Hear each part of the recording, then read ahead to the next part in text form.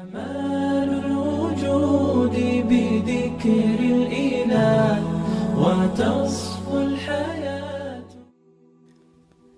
امری به معروف و نهی از منکر کردن.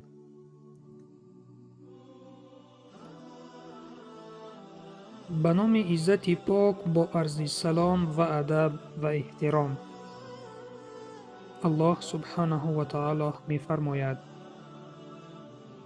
به نام خداوند بخشنده و مهربان. مردان مؤمن و زنان مؤمنه بعض ایشان کارساز بعضی اند. دستور می دهند به کاری پسندیده و منع می کنند از کاری ناپسندیده.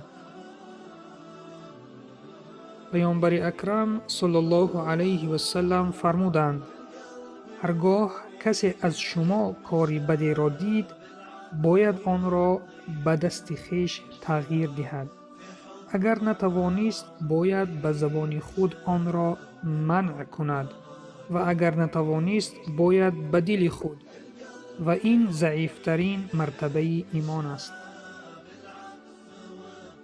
اگر کسی که قدرت با دست منع کردن دارد یا قدرت با زبان دارد یا که فقط با دل می تواند این کاری ناسزا را بد بیند، اگر این طور نکرد، این از ضعیفی ایمان است.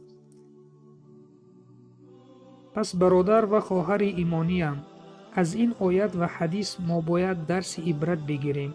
اگر یک برادر مسلمان را که در انجام دادن کاری بد ببینیم، ما باید او را به راه راست دعوت بکنیم و از کاری بد منع کنیم و این سبب آبادی و آرامی جامعه اسلامی می شود. و سلام بر آن شخصانی که راه هدایت را پیشه گرفتند.